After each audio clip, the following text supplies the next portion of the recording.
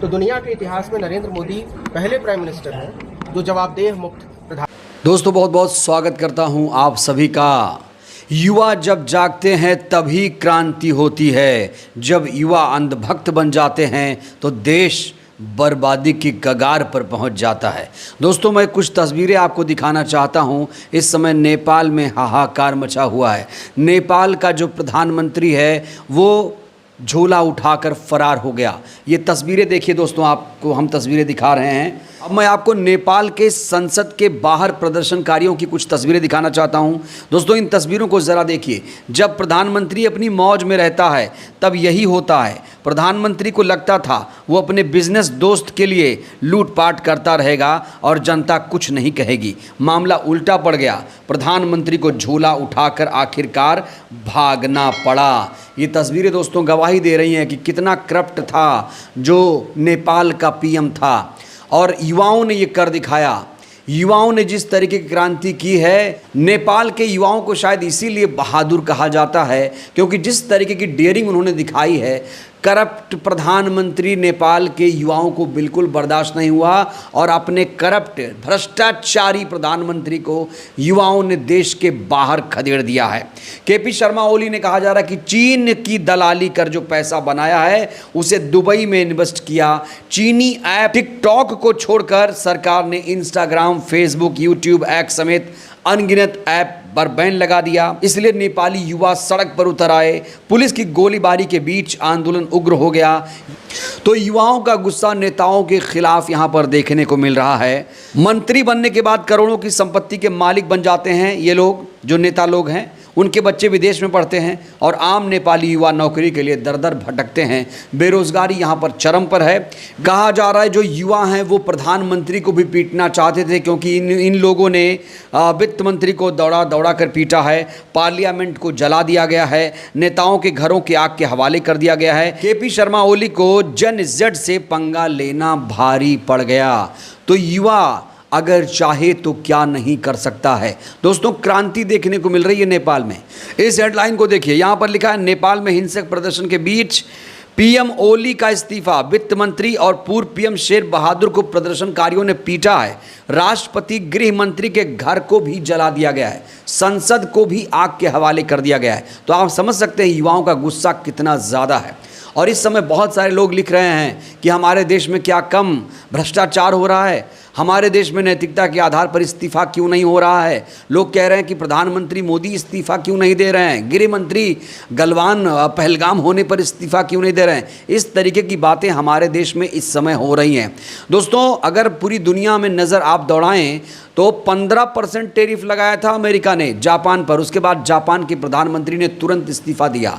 Thailand की court ने वहाँ की प्रधानमंत्री को हटा दिया। उससे पहले शेख हसीना को देश छोड़कर भागना पड़ा था। उससे और पीछे जाएंगे श्रीलंका में किस तरीके से बर्बादी तबाही देखने को मिली थी आपको पता ही होगा। और अब ये नज़ारा नेपाल में देखने को मिला है जहाँ पर युवाओं ने अपनी ही सरकार को उखाड़ फेंका। वो सरकार जो निकम्मी सरकार थी, निठल्ली सरकार थी, मीडिया मैनेज करके अपना काम चलाती थी और भ्रष्टाचार करती थी। आखिरकार केपी शर्मा ओली को गद्दी छोड़कर, झोला उठाकर देश छोड़कर भागना ही पड़ा। वहीं खबर यह मिल रही है कि काठमांडू जाने वाली इंडिगो की 2 उड़ानें दिल्ली से और मुंबई से त्रिभुवन अंतर्राष्ट्रीय हवाई अड्डे के रास्ते में थीं, लेकिन उन्हें उतरने की अनुमति नहीं मिली, जिसकी वजह से उन्हें लखनऊ की ओर मोड़ना पड़ा। ईंधन भरने के बाद दोनों उड़ानें अपने मूल शहरों को लौट आएंगी क्योंकि आज काठमांडू के लिए उड़ान संचालन नहीं है। तो जो लोग काठमांडू जा रहे हैं या जाने की सोच रहे हैं, नेपाल जा रहे हैं, वो लोग ज़रा सावधान हो जाएं क्योंकि हालात वहाँ पर बहुत ज़्यादा ख़राब हैं। वहाँ के प्रधानमंत्री की कोई हैसियत नहीं रही। वहाँ के गृह मंत्री ने इस्तीफा दे दिया। हालात बेहद ख़राब हैं। गृह युद्ध वहाँ पर छिड़ा हुआ है। एक तस्वीर मैं आपको दिखाने जा रहा हूँ जहाँ पर ये युवा इंग्लिश में बातें कर रहा है और कह रहा है कि हमने अपने देश के लिए गोली खाई है, भ्रष्टाचारों को गद्दी से उतारा है। देखिए ये वीडियो दोस्तों। आज म बोल्छु, Nepali सुन्छ। I can talk in English, I can talk in Nepali, whatever the fuck you want. Everyone listen.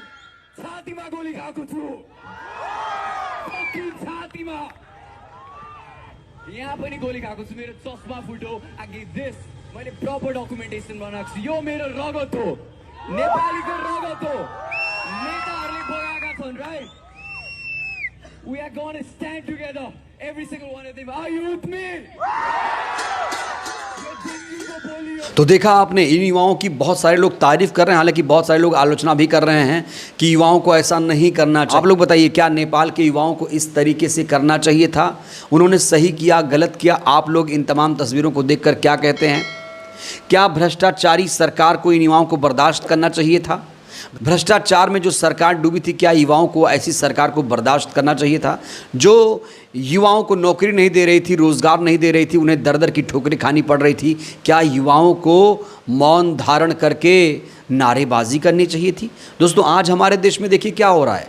हमारे देश में बहुत सारे युवाओं को अंधभक्त बना दिया गया है, मीडिया को खरीद लिया गया है और मैनेज कर लिया गया है बहुत सारी संस्थाओं को, इसलिए आज कोई आवाज़ नहीं उठा रहा है। लेकिन लोग कह रहे हैं कि ये ज़्यादा दिन चलने वाला नहीं है। प्रधानमंत्री, यहाँ के प्रधानमंत्री को भी इस्तीफा देना पड़ेगा। एक दिन ऐसे हालात यहाँ भी पैदा होंगे।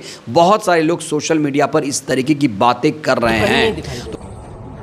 नहीं दिखाई देते हैं वो कहीं भी। जब राष्ट्रीय मुश्किल हो, जब जनता मुश्किल में आती है, वो कहीं दिखाई नहीं देते। और इसलिए नहीं दिखाई देते हैं क्योंकि वो जवाबदेही को महसूस नहीं करते। वो बचपन से जवाबदेही नहीं, वो जहाँ से चले हैं वो जवाबदेही से मुक्त होकर। तो दुनिया के इतिहास में नरेंद्र मोदी पहले प्राइम मिनिस्टर हैं जो जवाबदेह मुक्त प्रधानमंत्री, कोई रिस्पॉन्सिबिलिटी नहीं। तो बड़ा सवाल यह है कि जिस तरीके से नेपाल में हुआ, क्या यहाँ भी ऐसे हालात पैदा हो सकते हैं? दोस्तों, इस सवाल को लेकर आप लोग क्या सोचते हैं? प्रतिक्रिया दीजिएगा। बहुत बहुत धन्यवाद।